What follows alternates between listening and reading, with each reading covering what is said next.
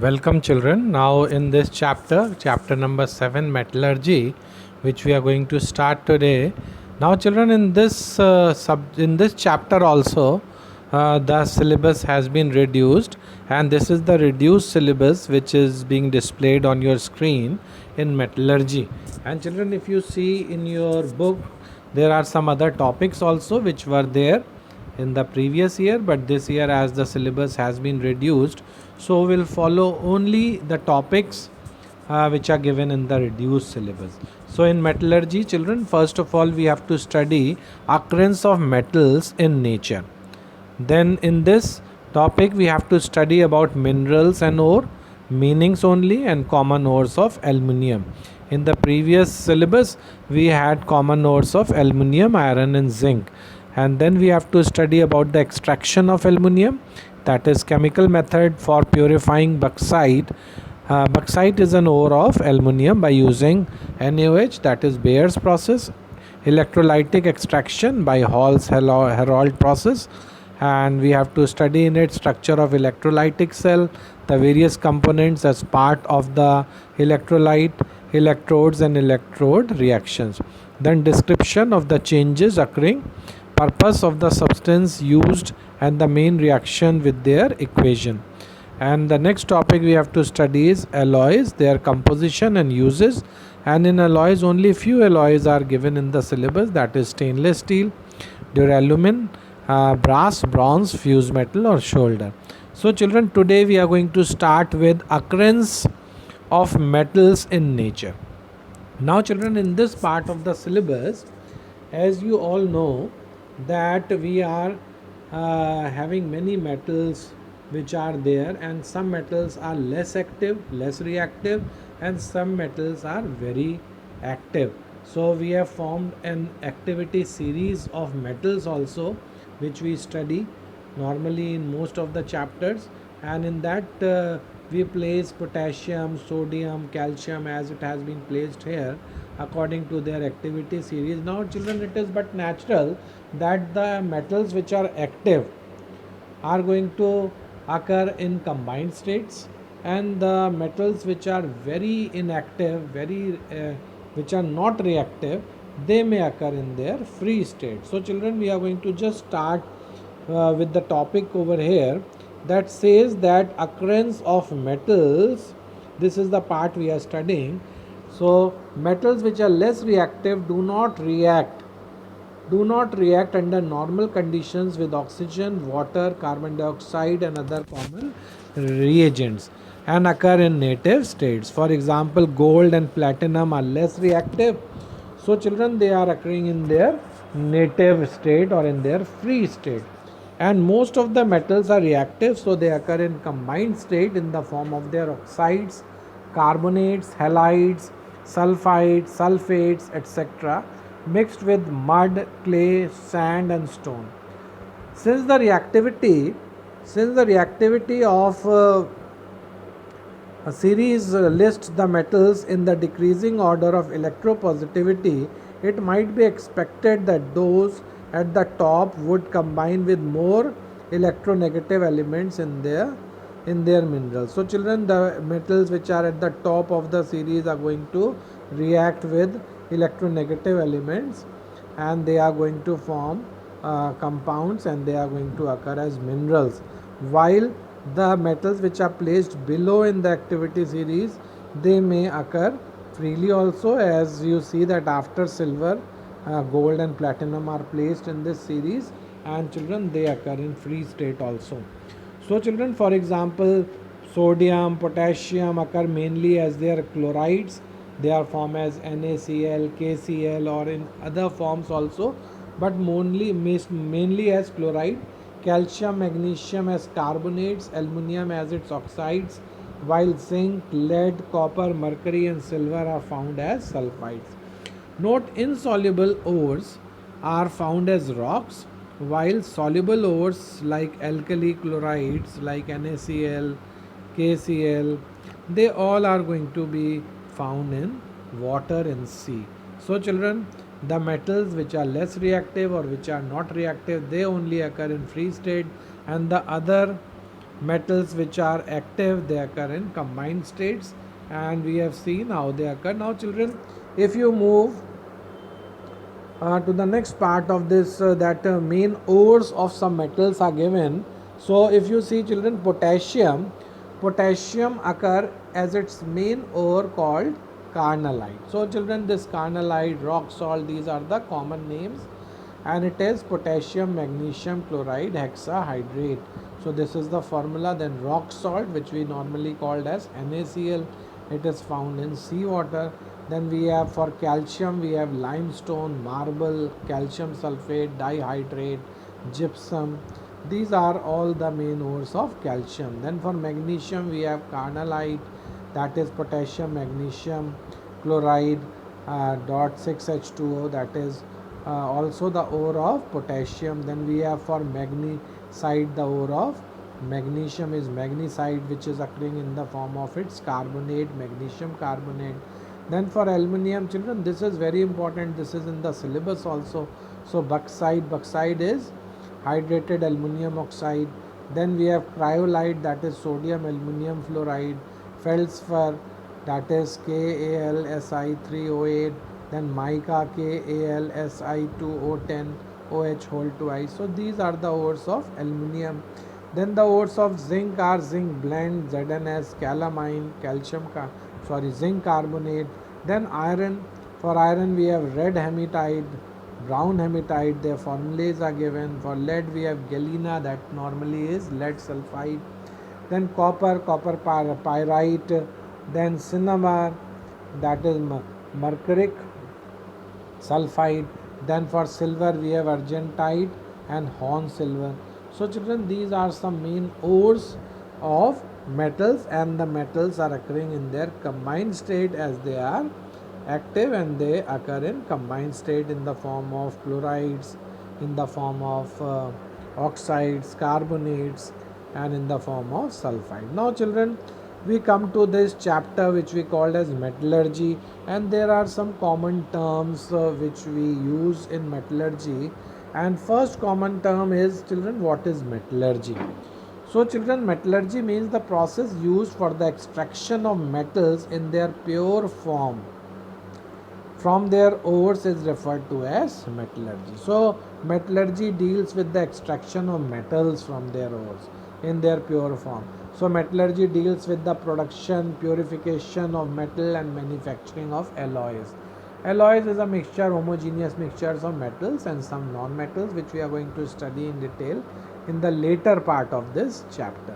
Now children, metallurgy, I hope you have followed. It is a process which we use for the extraction of metals in their pure form from their ores, and this is called as metallurgy. Now children, one very common word which you might have heard is minerals, and you have studied this in other chapters also, like geography. So the naturally occurring compounds of metal, which are generally mixed with other matter such as soil, land, limestone and rock, are known as minerals. So minerals are the naturally occurring compounds of metals which are generally found in the earth crust or in seawater, and they occur with other substances like soil, sand, limestone and rocks, and they are known as minerals. Then the next term is, children, matrix or gangue.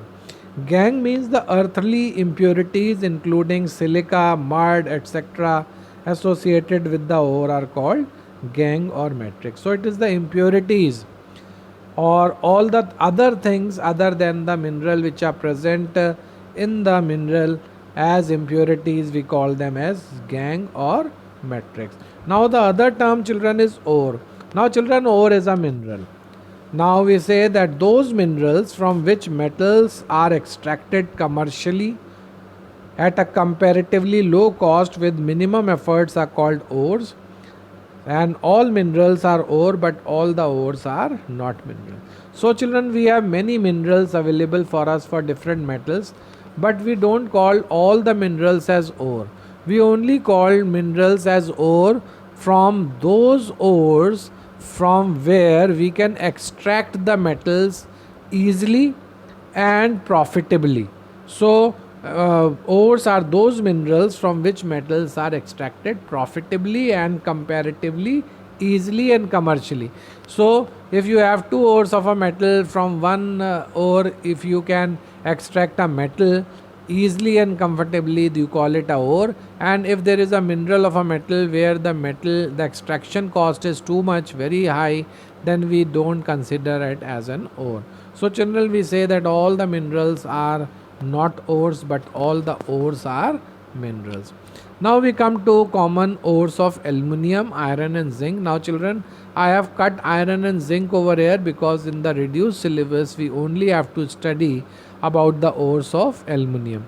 So the ores of aluminium are bauxite, and it is hydrated aluminium oxide, Al2O3 dot 2H2O.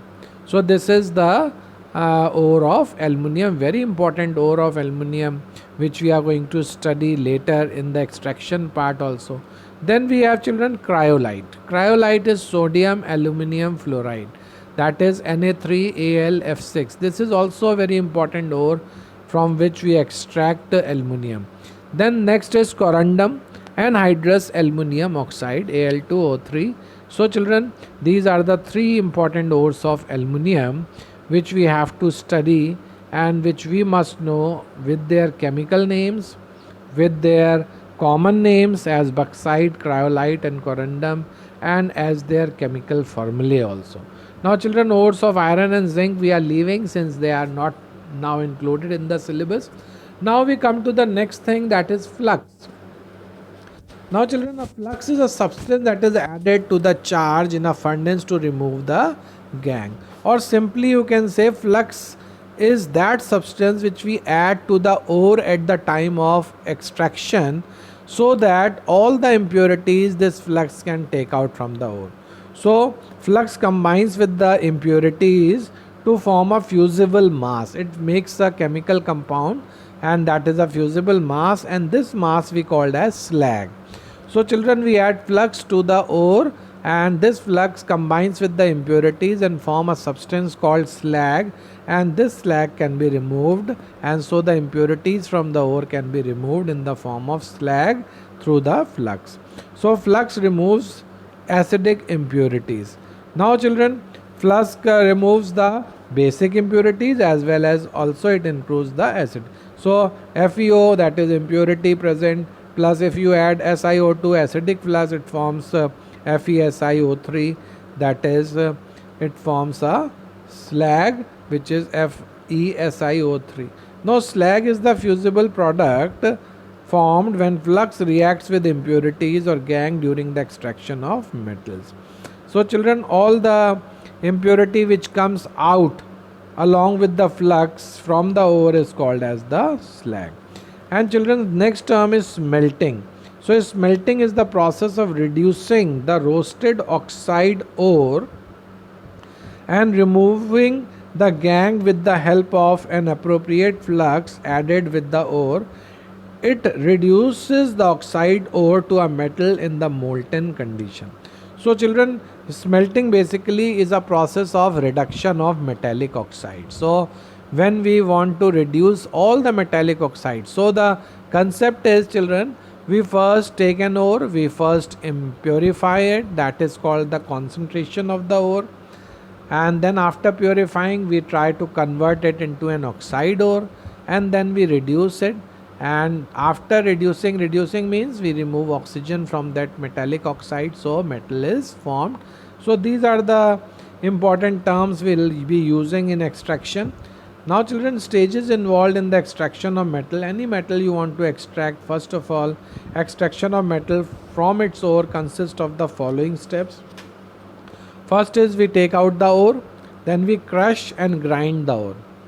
Crushing and grinding the ore means that we are making it into fine powder so that the impurities may be removed. Then children, concentration or dressing or beneficiation of the ore is done, and children, this increases the concentration of ore. That means you are removing the impurities, and once the impurities are removed from the ore become concentrated. Then the next third step is conversion of concentrated ore to oxide by roasting or calcination. So children, two more terms over here are there, roasting and calcination. Roasting an ore means that you are heating an ore to a high temperature in presence of oxygen or in presence of air. So air also contain oxygen. So heating of ore in presence of oxygen is called as roasting, and heating of an ore in absence of oxygen or air is called as calcination. So children, these are the two terms, and differences we'll see later in this part of the chapter. So once the ore is converted to its oxide, then reduction of metallic oxide is done, and as we have told you that reduction means melting. And then once the metal is obtained from the ore, then refining or purification of metal is done. So children, these are the steps or the flow chart of all the steps of metallurgy are given. We take the ore, we crush and grind the ore, we concentrate the ore, and there are some methods given: gravity separation, froth flotation, magnetic separation, chemical method or leaching. Although children, these methods are not in the syllabus, but we'll go through these methods of separation. Then roasting and calcination, then reduction. Reduction can be done by chemical reduction method or by electrolytic reduction method. And once you get an metal from the ore, then we refine the metal to get the pure metal. I hope children you have followed all these steps. And now children, the next step which is there after this is the different methods which are there. And children, we are going to continue this video in the next session. Thank you very much.